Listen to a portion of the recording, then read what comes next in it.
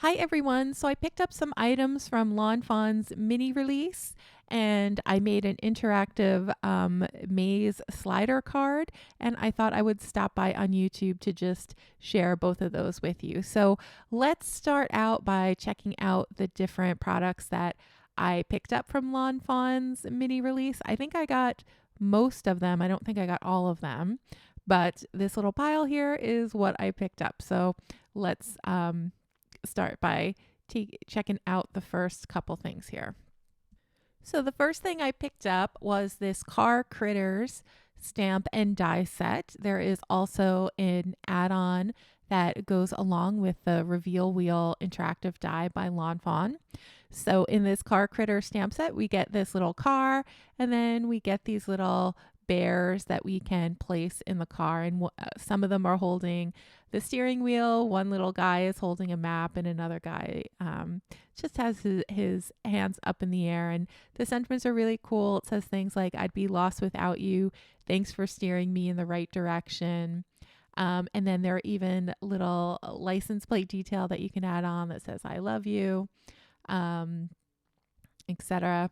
And I love the little car. You can make it look like a little Volkswagen Beetle. I think that's how I will be using the stamp and die set. And then this is the little accompaniment that goes along if you want to make a reveal wheel card with your Car Critter stamp set. So the reveal wheel element is where the windshield is. So that means you can put different types of scenes inside the car there. So you can change up the little characters that you put in. I think it'd be really cute for the "thanks for steering me in the right direction" if you start with maybe one little bear driving and then add a second one later on. And then these are the little stencils that go along with the reveal wheel add-on, just to make it easier so you know where to place your different scenes there, so there's no guesswork there. And I can demonstrate that in a later video. The card we make today is going to use these next products I'm going to show you, which this is the Village Heroes stamp set. And it has a school bus, an ambulance, a police car, a fire truck, and then all the little essential worker buildings there. And I love that you have a little fire hydrant, a little traffic light, some stop signs, some little clouds to put in the background, so you could make like a cute little village. And this stamp and die set goes really, really well with the slide on over maze die that I'm going to show you in a second.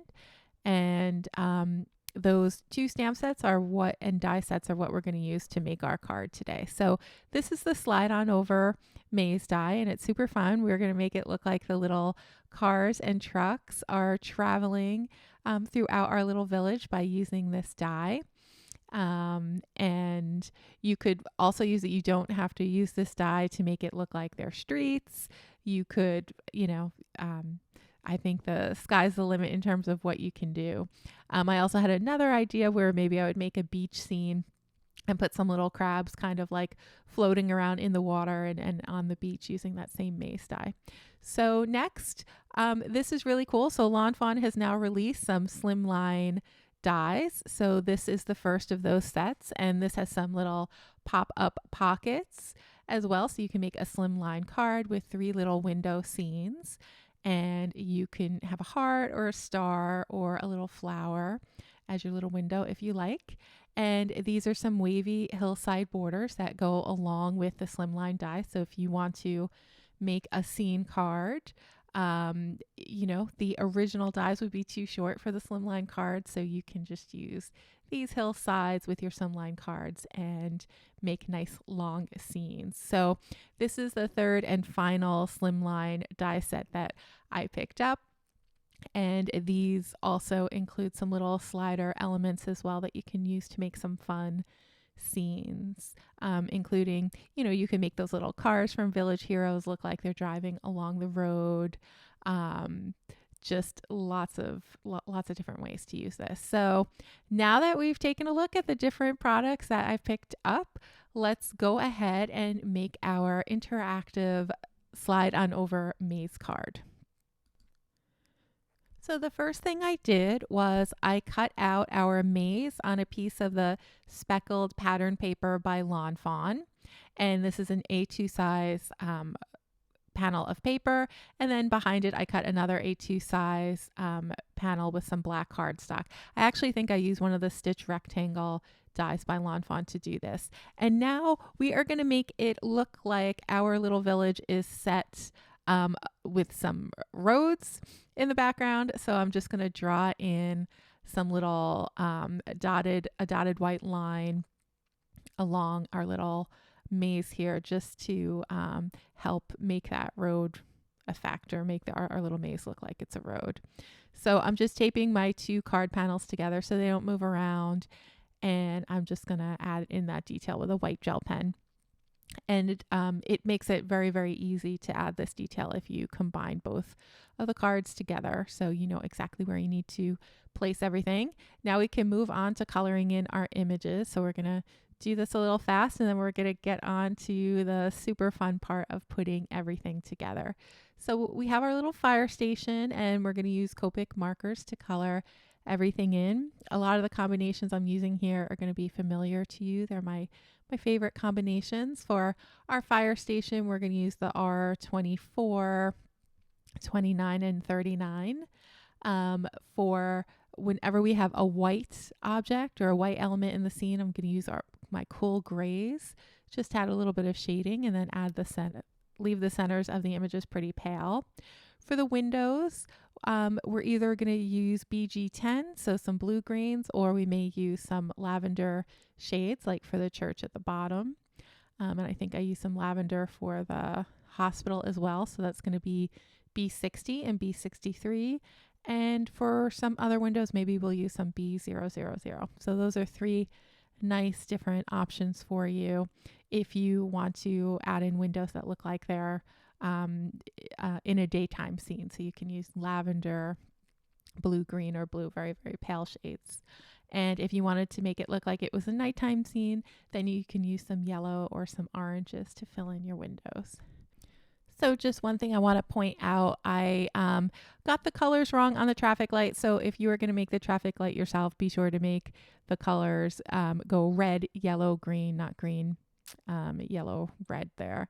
Although I don't think anyone will really notice. So while we color in the rest of the images, I thought I would share a little story with you. So if you live in the US, and maybe even if you live anywhere in the world right now, because we're all going through this, the restrictions for coronavirus are starting to loosen up a bit, right, in the different areas where we live. And I have been in my house for over 2 months now, as I'm sure most others have as well. And I thought that now that things are opening up, it might be good to kind of, do a baseline check and find out if I had ever been exposed to the virus, during that January, February, early March timeframe before we were really thinking that it was in our community. So I was actually surprised to see how easy it was to set up a test, to get an antibody test. I just kind of Googled, coronavirus antibody test Illinois, and I pulled up some information from LabCorp, and I guess they have a partnership with Walgreens, and you just sign up online. You don't need a doctor's prescription. It was covered by my insurance, and I just made an appointment online to go to a LabCorp center in a Walgreens that's near my house. And I went on Wednesday of this week, and it was my first time going into a public place, so I was a little bit scared and nervous. I had my mask and everything, and I had my hand sanitizer, in my purse, and I was careful not to touch my phone or anything like that. And I have to say, it felt really safe going into the Walgreens. It was really spread out and open. There weren't many people, and all the workers had masks, and they were all pretty far away from each other. So the test itself, it took, less than 2 minutes. The lab technician who had to draw the blood from me, it was a blood test. She was really happy and cheerful, and it was super fast. I didn't even notice it when she stopped me with the needle, and before I knew it, it was over. So I went home, and then I got my results the next morning.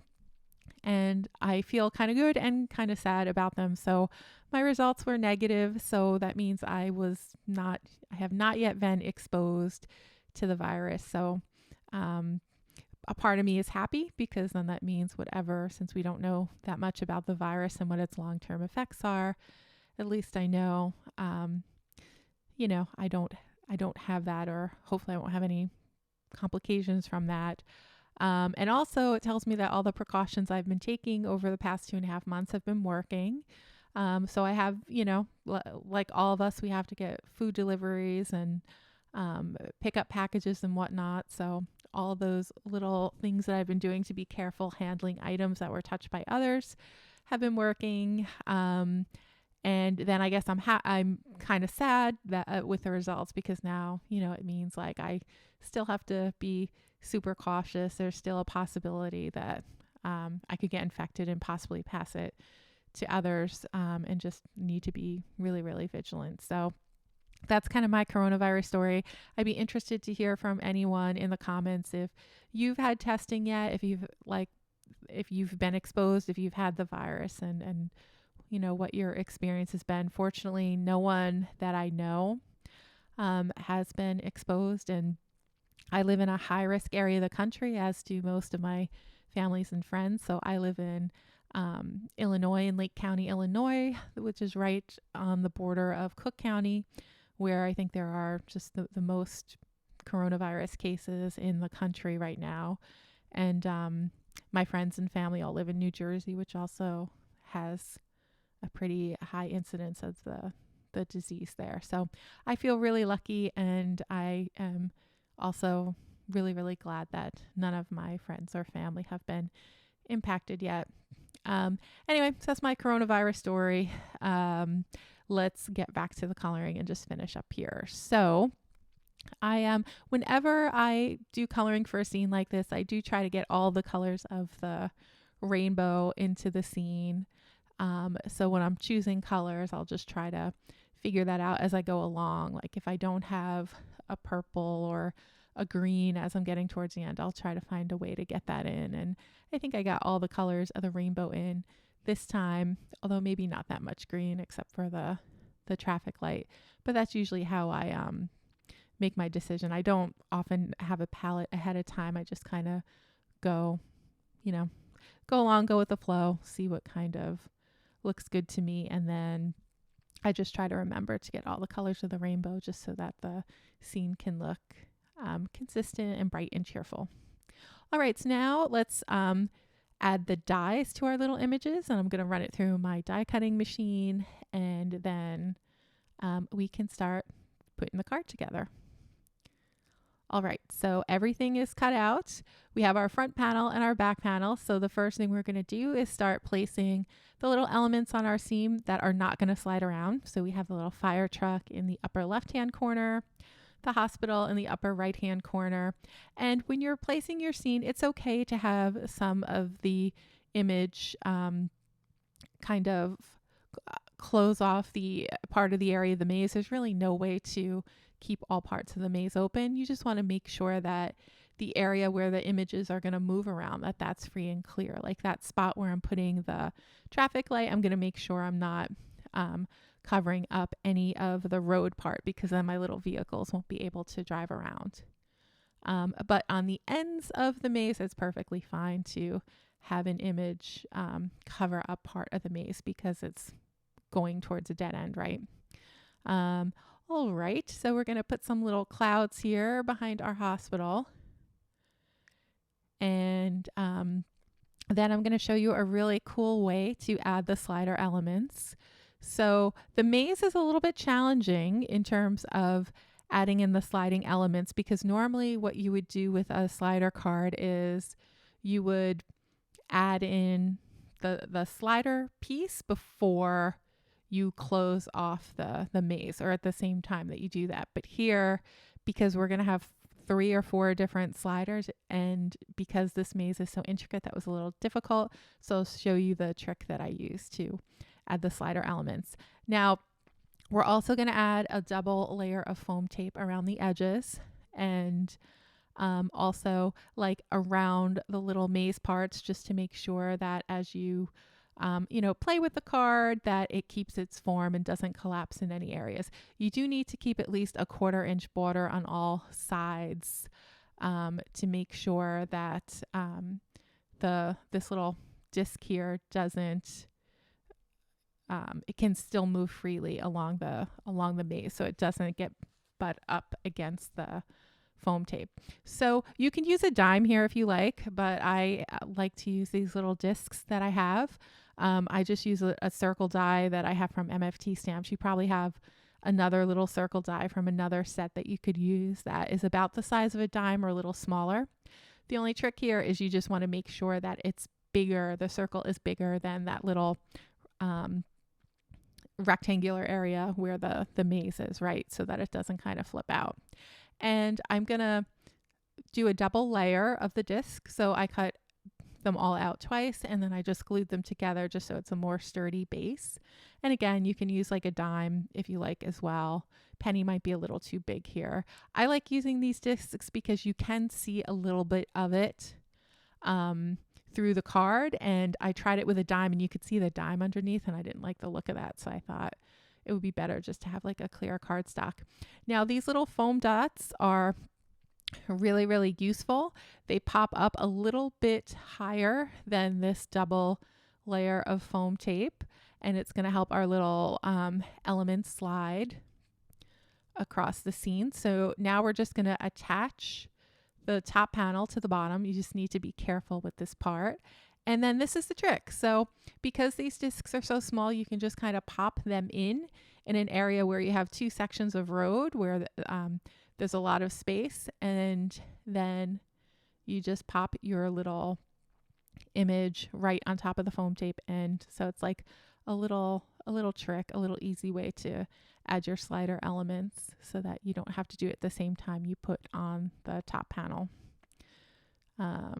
So for the fire truck was so large that I thought it would be best just to have it as a stationary object. So we're not going to give this fire truck a slider element.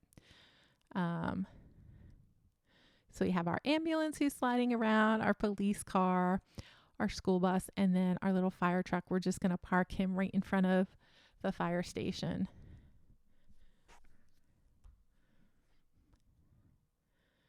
And I popped him up on 1 layer of foam tape, and I'm just making sure that he's on top of the road there so that he won't butt up against the other little cars that are sliding around. For our sentiment, I just embossed it. I used some white embossing powder on black cardstock, and it says, "Thank you for all you do." It's one of the sentiments included with the Village Hero set. And that's it. So that's our card. You can kind of jiggle it around to get the cars to move. You can move them with your finger. I know that my nephew Joseph in particular really, really loves cards like this, and I can imagine him, just sitting around and playing and telling little stories in his head, making the police car go to the police station, and the little school bus just making its way throughout the village. So just lots of fun.